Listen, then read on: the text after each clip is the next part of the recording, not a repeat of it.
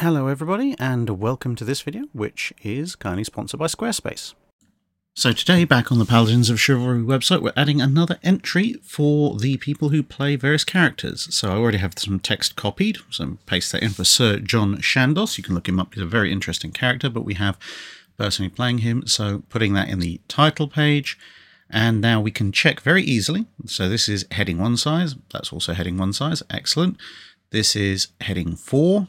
So very easily matching the format to heading 4, and the text has come through as text, so that's fine. Now the picture, we replace that with one that we've got earlier, so you can see there.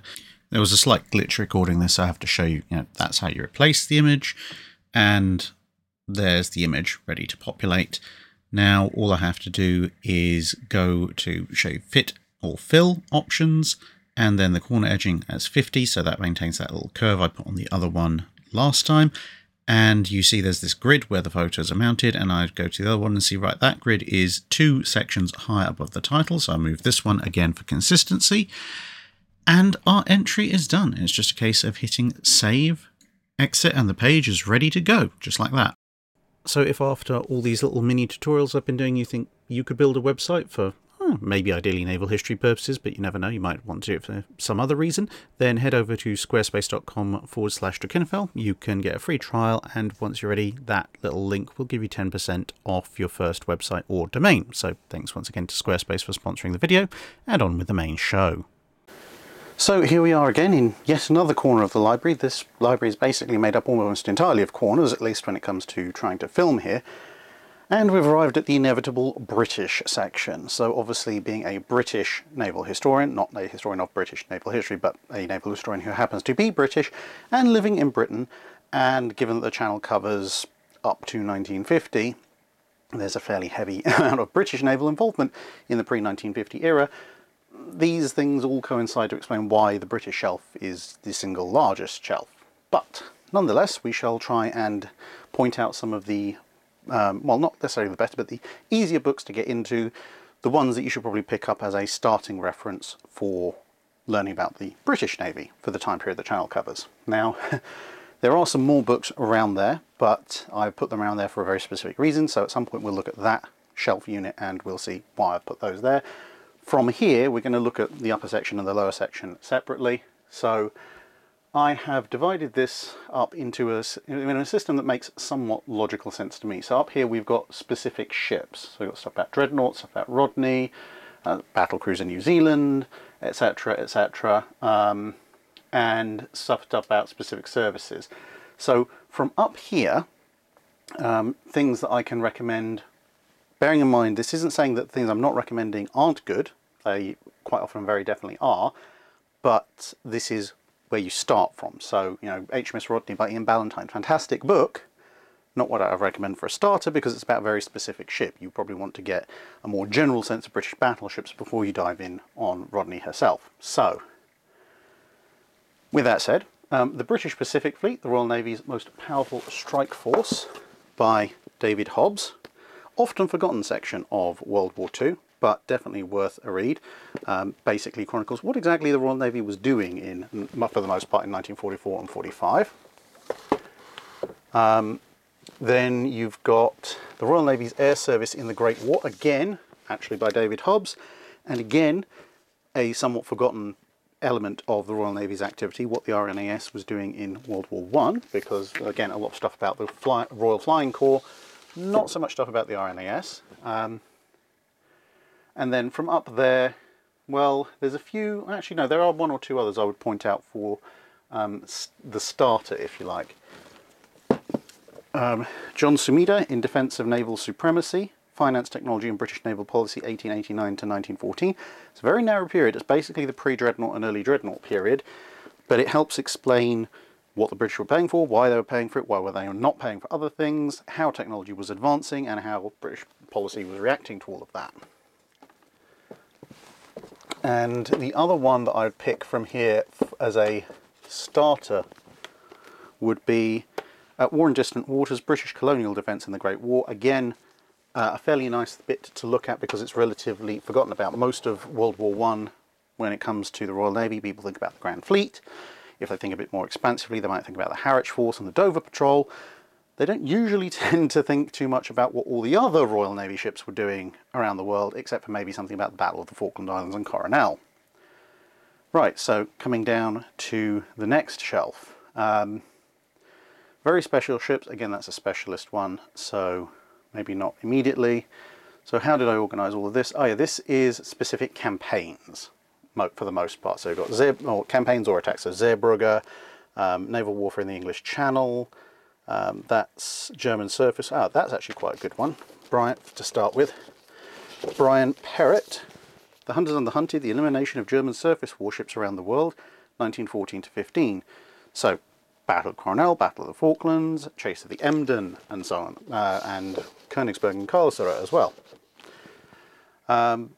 Then, if you want to hear what people in the Royal Navy were thinking in World War I, the Royal Navy in the War at Sea dispatches from the front, John Graham and Martin Mace, basically almost entirely correspondence from World War I, which is quite good to have a look through. Then what else have we got? Ah, yes, I'm going to just move, apparently unsuccessfully move the Hatak.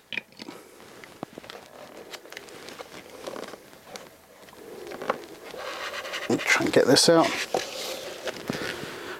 Gear H. Haar, you will have heard of him from one of the earlier videos. No room for mistakes, British and Allied submarine warfare 1939 to 1940. So this is basically the period before Japan gets involved.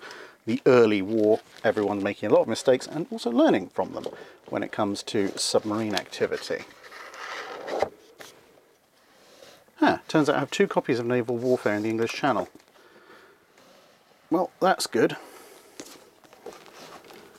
That means this one can go on my spare copies book, so spare book copy list. Right, and then coming down to the last of the top shelves, and we have quite a few good ones.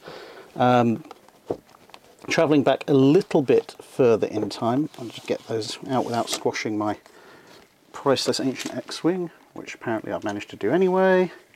So never mind. Right, X-Wing, X-Wing. Can go up there. That lets me get hold of that.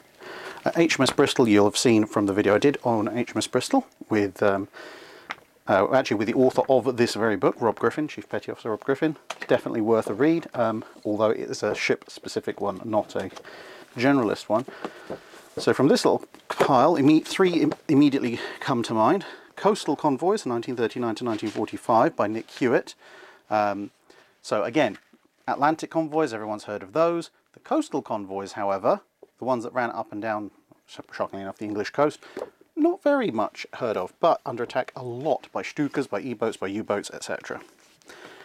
Howard J. Fuller, Turret versus Broadside, Anatomy of British Naval Prestige, Revolution and Disaster, 1860 to 1870. Obviously, as you might tell from the cover, it does cover HMS Captain, but was a very key period in British naval supremacy of the 19th century. That is a very specific one, so I'm going to leave that to one side. And then we have the Harwich Striking Force, the Royal Navy's front line in the North Sea, 1914 to 18, by Steve Dunn. Again, very, very much worth a read. Because the Harwich Force, again, one of those somewhat neglected but very, very vital elements of Royal Navy strategy in the First World War. Now, down here we're continuing in with attacks and so forth. So we've got the drama of Graf Spee and the Battle of the River Plate, Taranto by Dave Hobbs, obviously Battle of Taranto, or Attack on Taranto, Battle of the Denmark Strait, Operation Menace. So again, these are all very good, but not necessarily your kind of starter for 10.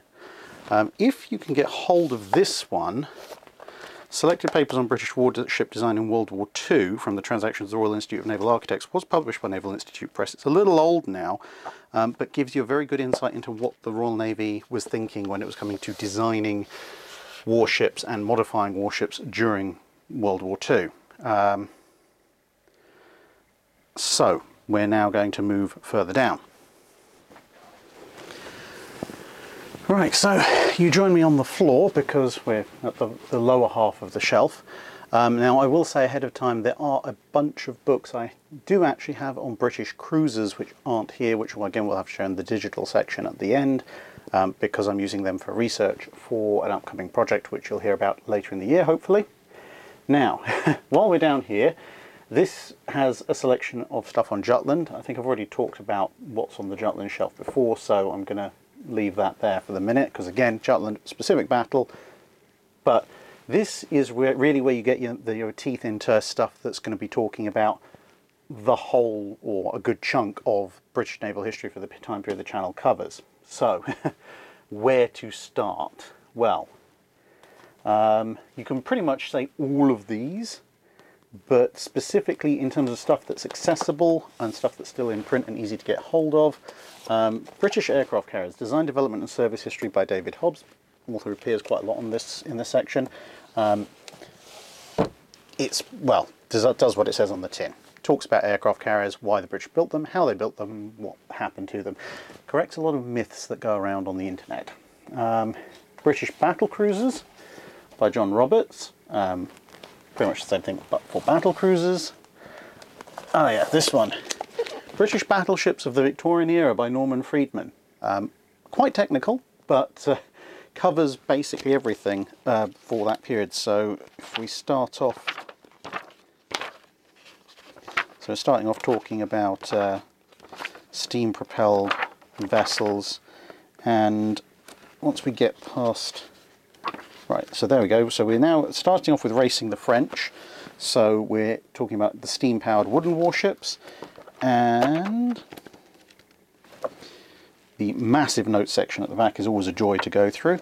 A section about how the Victorian battle fleet actually did in combat when it went to, and then kind of finishing off in terms of timeline, the pre-dreadnoughts. Now, if you can get hold of a copy, the British Battleships by Oscar Parks, really good. Covers the same period as Freedman there, but also goes onwards into World War One and a bit into World War Two as well. So King George V's Vanguard, so the whole range. But the reason that's sitting there next to that and then the next one is Norman Freedman's accompanying volume, British Battleship 1906 to 1946, basically all the dreadnoughts. Absolutely brilliant book as well, loads of information there. I'm not going to get them all out, but there's another series by Burt, British Battleships 1889 to 1904, World War I, 1919 to 1945, so sometimes ships will appear in multiple volumes, and then the last, British Battleship Vanguard, pretty much covers similar things to what Freedman and Parks do, but in a different style. So perhaps if you can find samples or whatever, or maybe one's available to you and the others aren't, all three authors offer really good kind of full-scale views of British battleship development. You've also got Raven and Roberts, British Battleships of World War II, Raven and Roberts, British Cruisers of World War II, Freedman's British Cruisers of the Victorian Era, and there's also a British Cruisers of basically World War I and World War II, which is one of the books I've got off elsewhere that I'm using for research at the moment. Then, more recently released, so definitely still in print, The British Way of War, Julian Corbett and the Battle for National Strategy by Andrew Lambert. Much more of the strategic rather than the technical side, but absolutely worth a read. As you can see, I know this may be heresy to some book lovers, but I have used the inset of the paper cover there as a bookmark at various points. If you are a follower of Dr. Clark's channel, you already know about Tribals, Battles and Darings, The Genesis of the Modern Destroyer, Dr. Clark's book. Similar to British Battleships, not by Oscar Parks, is British Destroyers by Edgar J. March, and good grief is this thing a weighty tome. And if you can get hold of an original copy, it also comes with useful fold-out plans, which is quite nice. Comments on things like the steering qualities. If you can't get hold of that, please go in there. Again, Norman Freedman comes to your rescue, British Destroyers from the earliest days to the Second World War, and there is a follow-on volume which covers from the Second World War onwards, which I have in digital copy. Dr. Friedman is also a prolific author on this shelf because he's done British submarines in 2 world wars. Please go back. Thank you. I have another copy of British Battleships by Dr. Parks, but it's such a good book I'm not putting that one on spares. Right, now down here at the bottom, oh yeah, British Submarines in the Cold War Era, that's the other Friedman book that I was talking about. Now down here, what have we got? We've got River Gunboats, the Illustrated Encyclopedia by Roger Branfield Cook. It's gunboat diplomacy, of course, the Royal Navy's going to need a mention in that. Big gun monitors, design, construction and operation 1914 to 1945, everything from little 6-inch monitors all the way up to strapping some of HMS Furious's 18-inch guns on, is all covered in there. If you want to know which ones sank, British warship losses in the ironclad era by David Hepper, 1860 to 1919. HMS Captain's in there, HMS Victoria, etc, etc.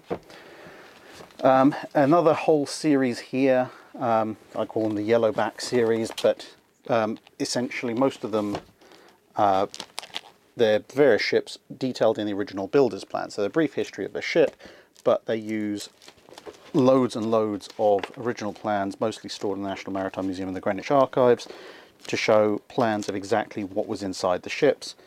And there's usually fold-out sections as well. So this is Repulse, for example. And where there exist multiple plans, because of course Repulse was refitted several times, you have multiple plans. Now, one of the earliest series I actually got in full, and something, again, if you're looking into the Royal Navy, I would absolutely definitely recommend, this series by D.K. Brown. So it starts off with Before the Ironclad, 1815 to 1860, so starting with the end of the Napoleonic Wars. Then you've got Warrior to Dreadnought, which is basically the ironclad pre-Dreadnought era. The Grand Fleet, self-explanatory, basically the Dreadnought race in World War I. And then Nelson to Vanguard, which finishes off the series, which goes obviously up to the end of World War II. D.K. Brown was he was actually a member of the Royal Navy, part of the constructors section of the Royal Navy, so he had access to basically everything, including stuff that probably has either been forgotten about or we don't have access to these days. So a lot of his stuff in here is pretty much invaluable. And the only regret I have about this series is that because he's got to cover the entire Navy in 4 books, there's not a you can't go into massive detail about any specific single subject, although the detail is quite amazing. The Black Battle Fleet by Admiral Ballard is definitely good to get, but a little bit harder to get hold of these days. As the description suggests, it covers the ironclads. The Last Sailing Battle Fleet by Andrew Lambert, 1815 to 1850, so a good companion to Before the Ironclad. Again, rather forgotten period quite a lot. And then this series, which I've got volumes 1 and 2 in hard copy and then onwards in digital. British Naval Weapons of World War II, the John Lambert Collection. Volume 1 is Destroyer Weapons, again edited by Norman Friedman. Volume 2 is Escorts and Minesweepers. So lots of information about things like pom-poms that's in there that's not really I've been able to find very easily elsewhere. And then obviously 3 and 4, etc. All definitely worth having. So that completes our quick run through of this section of the British shelves. As I said, when we get to the other section, you'll see why I'm doing a separate video on that. With a last mention, before we head into the digital section, of this series. Now, admittedly, these are quite expensive, but sometimes they go on sale for, frankly, ridiculous markdowns. British Warship Recognition by Perkins, as you can see, we're now up to volume 7. So you've got capital ships, armoured ships, monitors, aviation ships, cruisers, destroyers, torpedoes, coastal forces, submarines, gunboats, gun vessels and sloops, and then convoy escorts, mine warfare vessels and naval auxiliaries. So if you ever have a photo of a British ship and you need to figure out what ship is this, and there's no labelling or obvious markings, this is pretty much what you need, because this will go through pretty much all the changes, all the colour schemes, etc., etc., that you could find on a British warship. So, over to the digital bit.